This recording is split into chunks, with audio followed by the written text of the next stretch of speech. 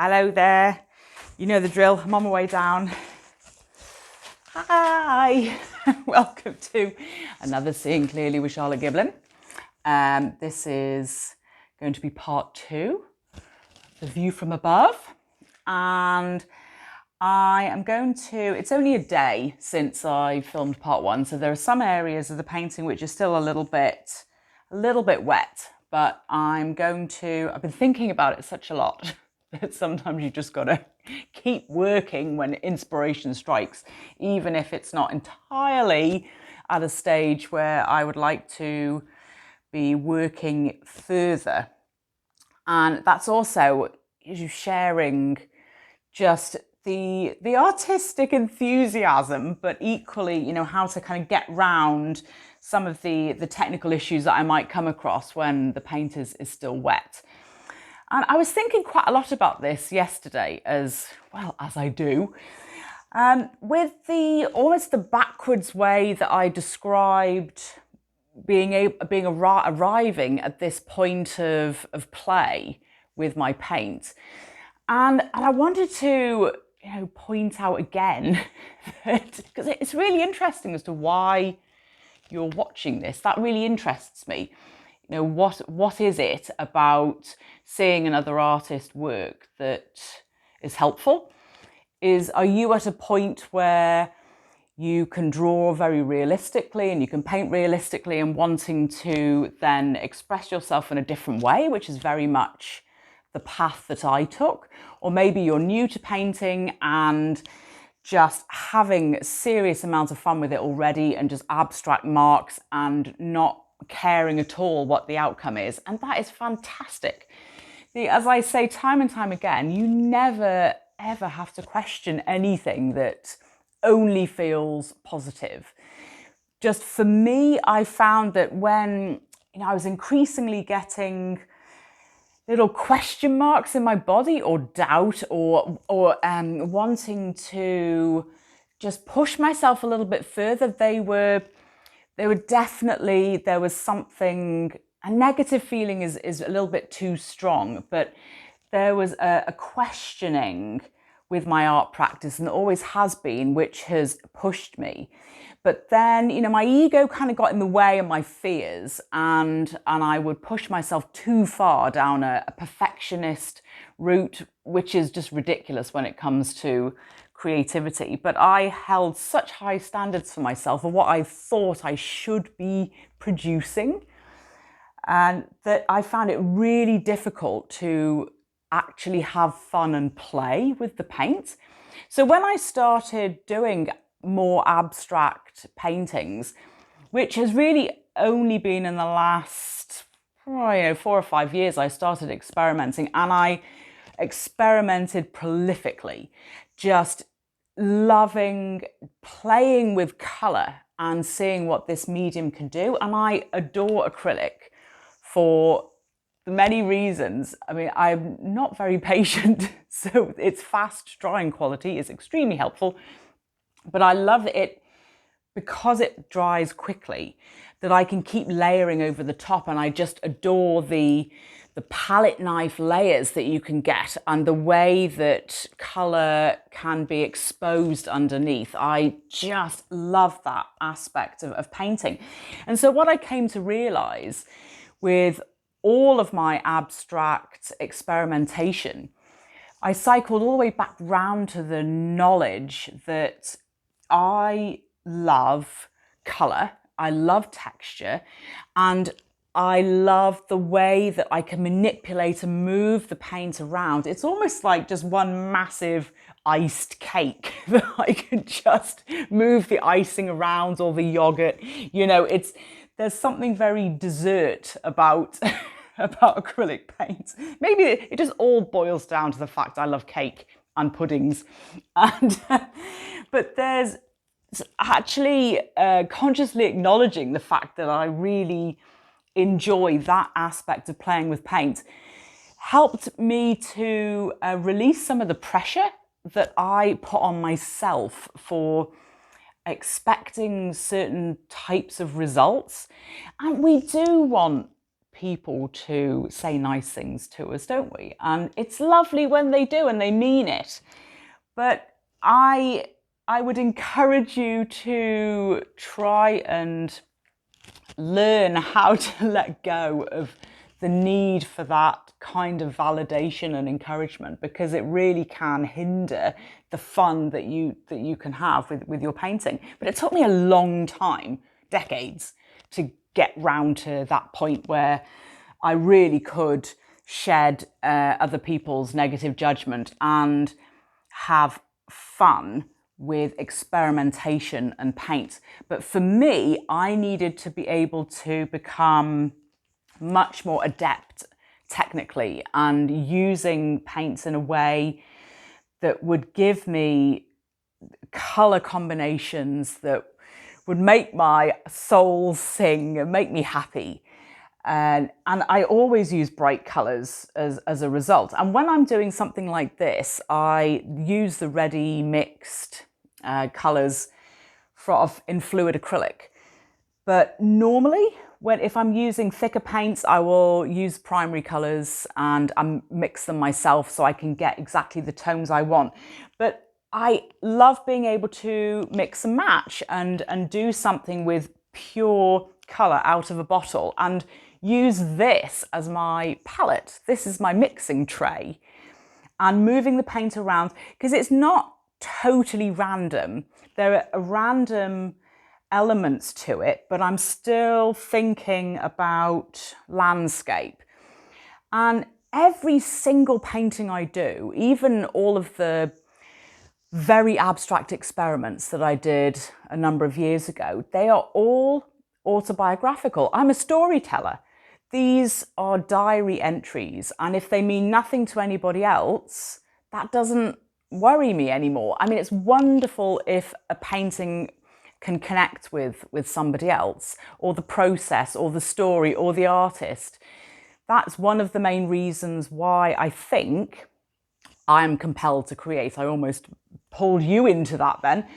I am compelled to create because I want to create connection and be able to tell my stories in another form. And as you know from any of my other videos, my art practice mirrors my emotional development, personal transformation, all of that wonderful good stuff, letting go of all of my anxiety and really allowing the real Charlotte to come out unashamedly. And so this is very, very, it mirrors the way that I feel about myself and the way I feel about my art practice and the way I feel about life in general. But it did take a long time for me to be able to sort of step aside from, judging myself or expecting certain types of results. And I think, like, when I was coming down here this morning, I was thinking, like, the word curiosity just kept coming up for me, and I have a curiosity now and a playfulness with the medium of acrylic that really gets me excited, and it's whatever story emerges on the canvas, whether it's pictorial, whether it does actually tell a story of a journey, or whether it's just like a diary entry of what I was doing that day. And the fact that this painting, which I'll probably do in 4 stages, and this is the second stage, this painting will forever be tied to the fact that I'm sharing the story and the process with you. So every mark, every thought about this painting, now you're connected to it. You're part of this painting story, even though you might feel like you're a very remote part. You're completely built into the fabric now of this story. And I think that's incredible. That's a beautiful, connecting, creative thought for me. And yeah, so I kept thinking about the sky and wanting to experiment more with thicker paints and water and making more of a mess, essentially. The sky was just looking way too bland in my head. And as I said yesterday, you should never ever worry with acrylic about needing to paint over it. It's just brilliant for painting over. And just pushing it a little bit further than you might feel comfortable, because you just never know what magic you're going to get. And there's going to be a few little changes. I say a few little changes. As soon as I start getting into it, who knows? There are some changes I consciously want to make, and then we'll see what happens. But I really, really want you to be part of the whole story in the process, to help you to understand just how somebody else works. And you might take words or techniques or colors or any kind of inspiration or not, and go back to your own practice, knowing that that is the best way for you to work. But this just gives me so much pleasure to do. And for me now, that is the point. I've worked through the different stages of, seeing clearly and being able to paint things and draw things accurately, and then really learning the craft of painting, which of course is going to keep developing my entire life, I hope. So I feel I don't have anything to prove anymore, but that's my problem, that I felt I had something to prove. You're probably way ahead of me and are just having a great time and wondering what the problem is, and just get on with the painting. So, okay, I will do. I will. Right, you know the deal. I'm kind of in and out of the frame. I did have a good look at it this morning, just sort of starting to see some different shapes emerging. And you know what, the first thing I'm going to do, just got my tube of white here, and it felt like there's a shape starting to emerge there. And you notice today I've got some bulldog clips just holding the canvas in place. It was getting very wrinkled with all the water, and little bits of cardboard underneath, just so the bulldog clips don't create a dent in the canvas. Canvas has a memory. You probably have discovered that if you have anything poking through your canvas. Right, so I'm just going to draw with this tube of white. I feel like maybe it wants to be some kind of river or valley or some sort of story emerging there. And I want a sharp edge on that side, so I'm just going to bring this over just a little bit. It will create some extreme brightness, because there isn't any pure white at the moment. All of this is mixed in with yellow. And this is just to start separating out some areas of the landscape. Let's call it a landscape. And I will be able to build in colours. That wants to go that way, I reckon. Yeah, almost like the brightness of light reflecting on water. And I talked about that wanting to be flat at the end of yesterday, so maybe, because I was thinking about it, so it's almost like the painting was telling me that that area did want to be flat. So perhaps this is a extremely bright lake or some sort of river coursing through the middle of the valley there. Just scraping the white across. Let's build a little bit of that up, which will give it a slightly misty feel, of course, because the white, when it's scraped over anything, you can see all of the other colours underneath, but it instantly creates that sort of foggy look, which will also make this look a lot further away. Let's get some more up there. A little bit of wet paint still there. We're just being scraped back to life as I'm taking the palette knife over the top. I will certainly come back with some bright colours later, but this separating out those two halves and getting a bit of something foggy coming in there was just really, really on my mind. Yeah, real brightness. I find it really interesting having an area in the painting where your eye can really your mind can totally wander. You can get lost in the distance.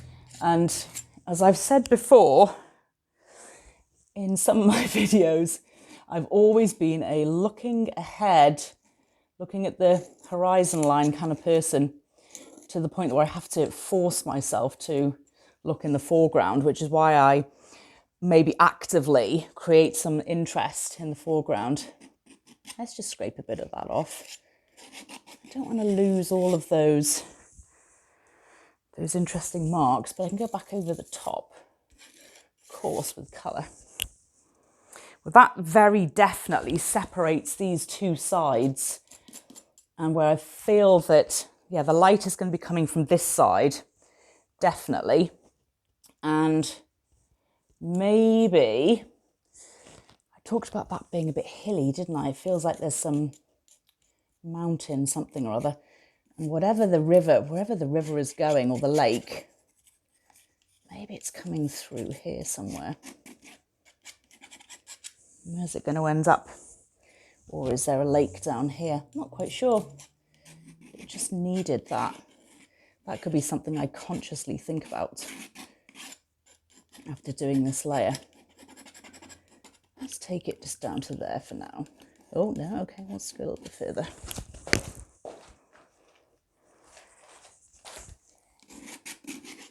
Yeah. Right, so there's brightness coming through there. That was what I wanted to add in. And now for the sky. So I'm going to continue using exactly the same colours. I stick to a relatively limited palette, and then I know that whatever additional work I do, it's going to still be in the same tones, even though there are so many different colours. I'm still only using five paints, which I know are going to be complementary together. So I'm just adding some Quin Magenta and some Phthalo Green again. And I know together they can make a really, really lovely purpley black tone. Let's put those on the side. And, well, I've committed to that now, haven't I? I was thinking about, slightly stormy clouds coming in behind. So let's just add in a whole heap of white. Yeah. And now, oh my goodness, I know what I'm compelled to do.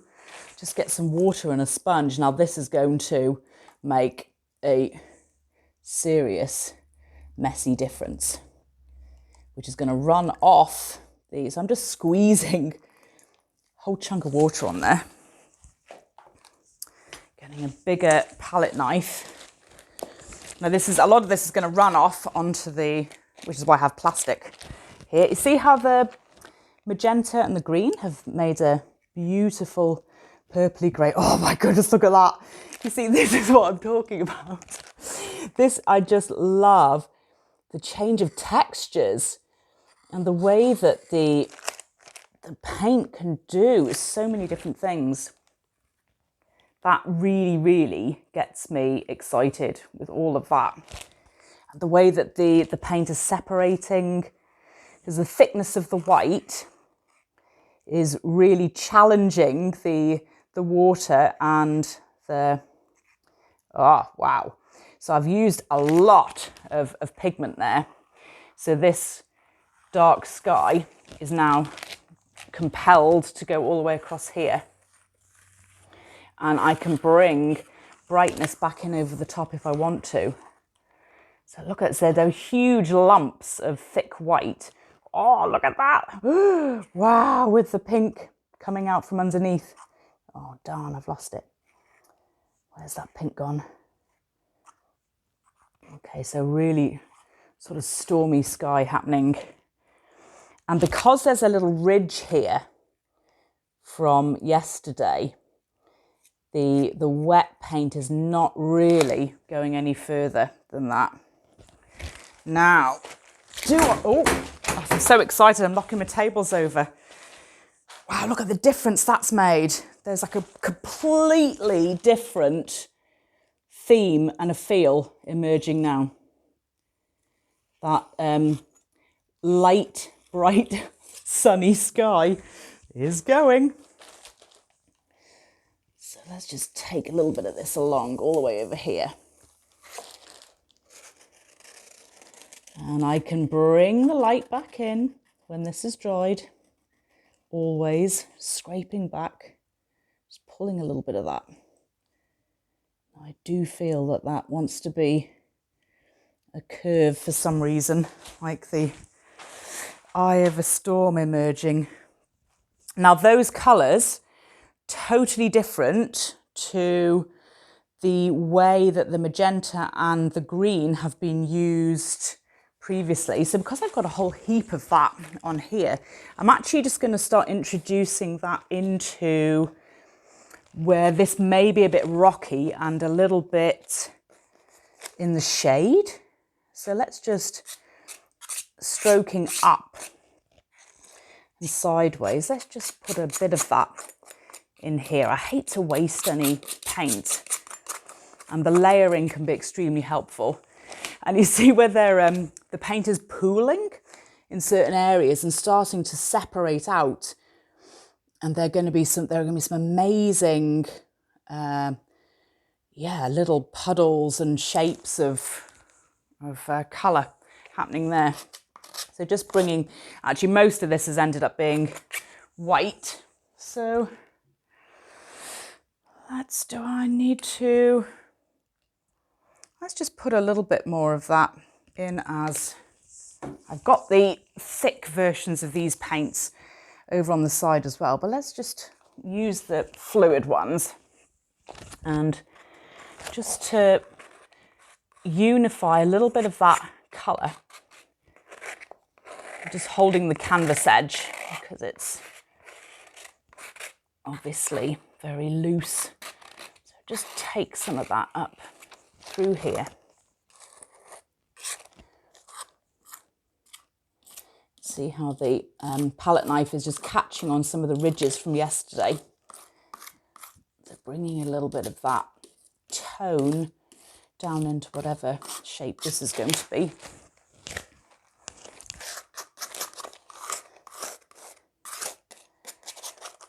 Right, and you can see, well, actually, you might not be able to see, but that is very, very wet and liquidy and up here. And it's not moving below that line at the moment because that's where I laid the paint. So it's creating that lovely curve, and it won't drip unless I manipulate the canvas. So what that's going to create, it's almost creating a new landscape there, and it's going to completely change the way all of this looks, that maybe that is in fact a horizon line now. Maybe I'm bringing dark back through here rather than light. In fact, just feel the need to take some of the blue that's left on my, or the sort of purpley tone that's left on my palette knife, and just bring it through there.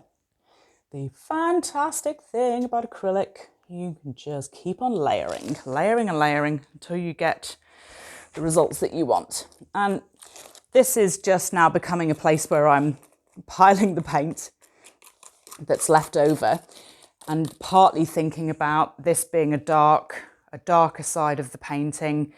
Maybe there's something structurally different to possibly all of the trees that are emerging through there. And let me just dump that palette knife for now. What's going on? Oh yeah, that's a really interesting change. Yeah, okay. A really good thing to do when you're working on your paintings, take photographs at every stage. So if I was not filming this, I'd be stopping and photographing this. And so you can see at every point what's happened, what's emerged, how things are changing. And over there, definitely there's going to need to be some different layers, I feel, of colour and landscape. I'm not quite sure yet what's going to happen, but the sky, that has excited me and totally changed the way that the whole painting looks. So it feels like maybe it's giving me a little bit of permission to start doing some other slightly nutty things. So one thing I'm going to do, I've got the same three colours, the quinacridone magenta, green, phthalo green and the Paroli orange, but I've got them in a diluted form. And what I want to try, so metal straw, I'm just going to put, because this is diluted, it's going to give very different effects. Let's just get it, oops, oh yeah, very diluted. Feel a little bit of orange over there. So when you stick with the same colours, there's less danger of you getting sort of muddy effects. What I'm going to do, I'm just going to blow a little bit of this along that line.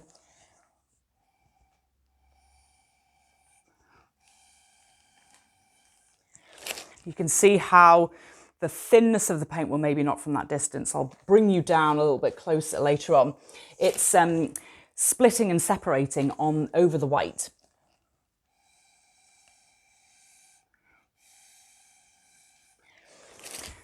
Yeah, that's really interesting. And you know what? Hairdryer does not work for something like this. I've always found that there's something specific about the straw which enables you to control, like actually breathing life into the painting, which I love that.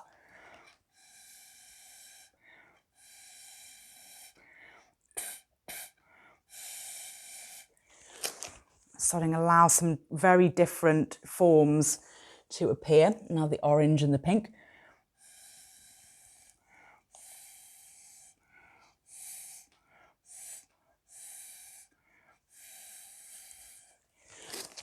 So that is now getting some completely different marks and movement happening up there. And of course, I can always, with the next layer, cover that up, expose just little bits of it.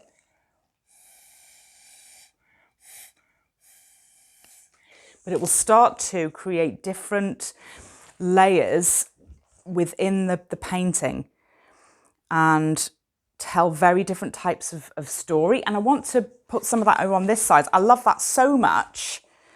And that's the thing, that if you try an effect and it works really well, let's just get a bit more orange over here. If you try an effect and you really like it, well, put it somewhere else. You can always paint over it. Just gives a little extra layer because that will dry has quite a translucent layer. But maybe that will start looking like tiny little tree forms in the distance. And I want a bit of that here. Maybe that will help to create a sense of a layered landscape. So let's just get a good line of that there. And there's a bulge in the canvas here, which you won't be able to see, which is, I don't want to move it too much because of that. Oh, how about I was going to put a little bit of white into it, but that will make it a totally different colour. Let's see what happens with that. There's quite a lot of paint on there now. And maybe add a bit of water. Let's see how we go.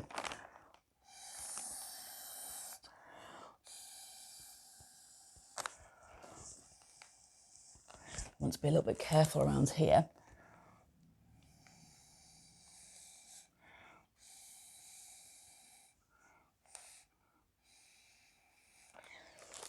Okay, now we're getting a bit of shadow happening in between those sort of river beds.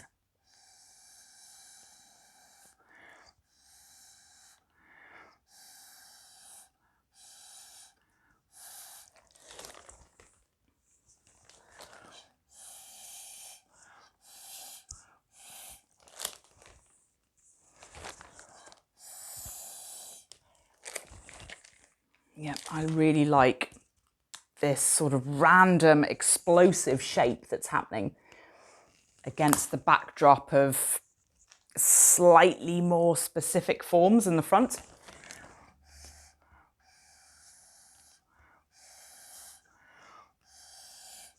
The only thing you have to be careful about when you're doing a lot of blowing with the straw is starting to feel a little bit lightheaded. I'm all right at the moment, but I have spent long periods of time bent over tables, blowing paint around, and then feeling quite unwell. So it's know your limits. And I have used pressurized air in a can before, which also works, but it's pressurized with, can't think of the right word, which begins with N, which is very, very cold. So you have to have a glove, and you have to just be, it's a whole different thing going on. This just gives me control, and it really does feel like I'm involved in the process in a totally different way.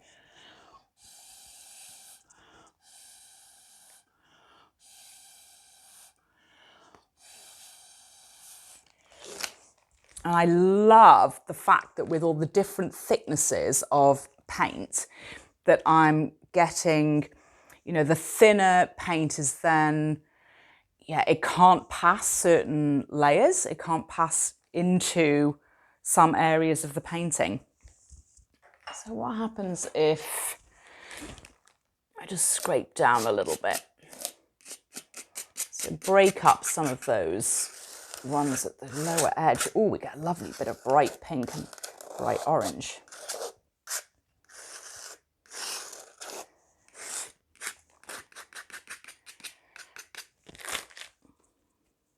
Yeah. So what's happening there? Yeah. The left-hand side is so much more clearly a landscape coming down, and the right-hand side here now we're starting to get like the shape here forming almost of a headland. So maybe this will start becoming something very different, moving vertically up like a rock face, because it almost looks like that's happening here.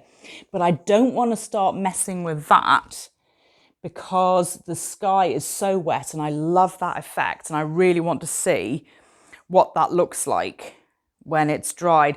But bringing the same colours in and that darker shape here, now we're getting really interesting sort of parallels and movement of colour throughout the painting. And I think just at the moment,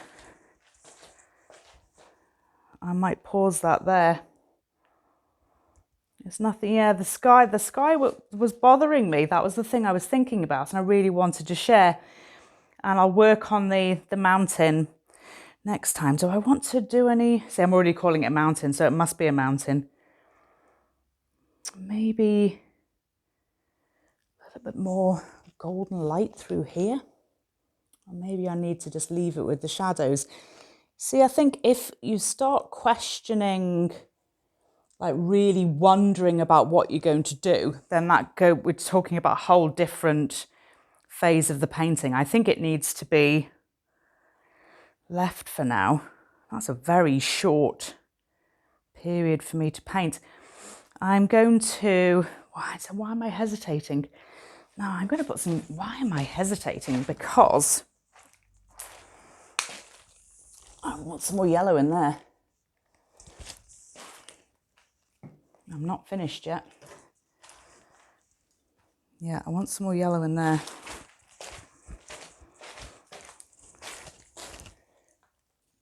Well, that is still quite wet, but having the thickness and the brightness of that yellow coming across again. brightness of that light.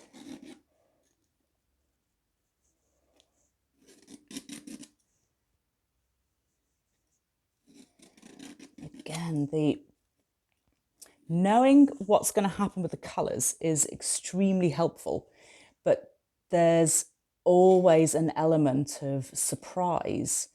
No matter how many times I've used the same colours or done similar types of work, it never unfolds in exactly the same way, and that is what makes this so exciting. There's a good big thick blob of paint there, which I'll leave on because that will make some interesting texture. When this is drier, I can really scrape into it if I want to. Now that's become almost too yellow now. So bring a bit of this green gold back in, just through, yep. Maybe those dots, perhaps they can start forming more tree shapes like I did yesterday. Just following up, just changing up the angle of the marks.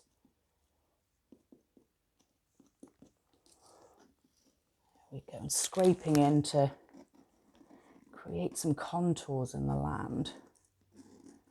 So I'm talking about it like it's an actual landscape, like it exists somewhere, and that wants to come across here.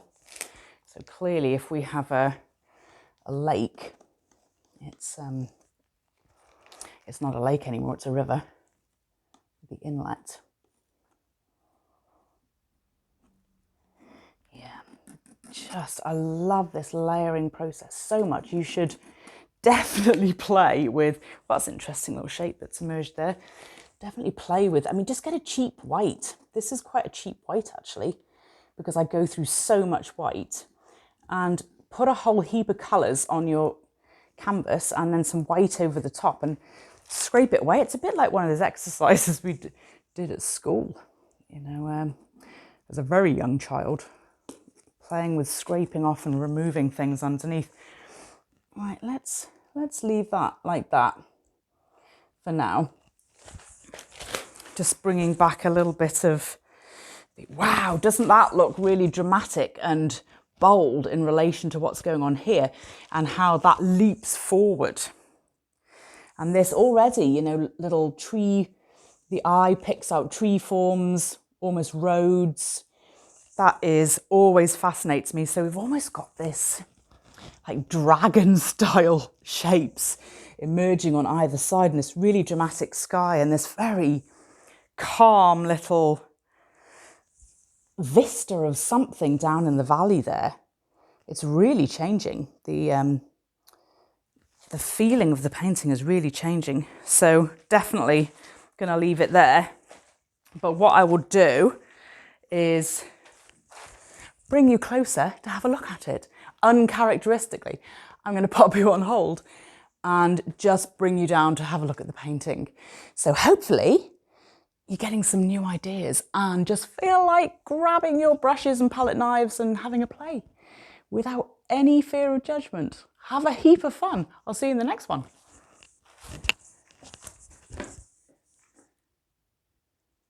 Okay, so just brought you down to have a closer look at some of those marks. So you see up there, those little green marks, and the white and the blown paint, how thin that is, all the different layers.